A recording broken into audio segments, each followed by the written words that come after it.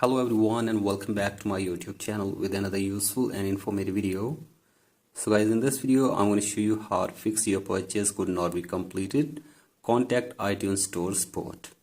So guys, if you're also facing this issue and you're unable to make purchases on your device, here I will show you how can you fix it.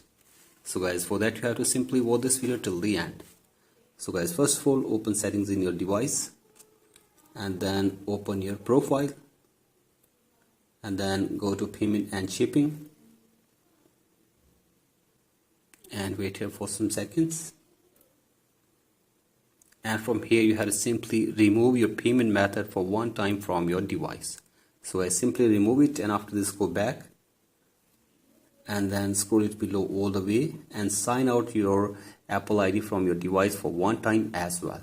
So guys, do this, and after this give a force restart to your device for one time as well.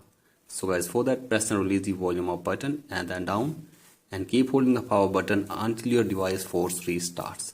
So guys, do this, and after this go to your profile and sign in your Apple ID again, and then go to payment and shipping again, and now add your payment method again on your Apple device. So guys, simply add your payment method and make sure that there are enough funds in your payment method as well.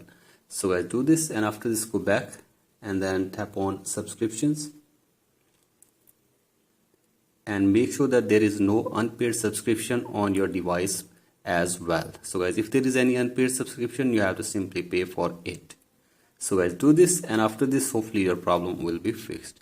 And if you still face this problem, then you have to simply contact the Apple support team for further information and help. So guys, hopefully they will try to fix this problem for you within 24 hours. So guys, that's it for today's video. Hope this video helps you. Please like and subscribe to my YouTube channel as well. Thank you.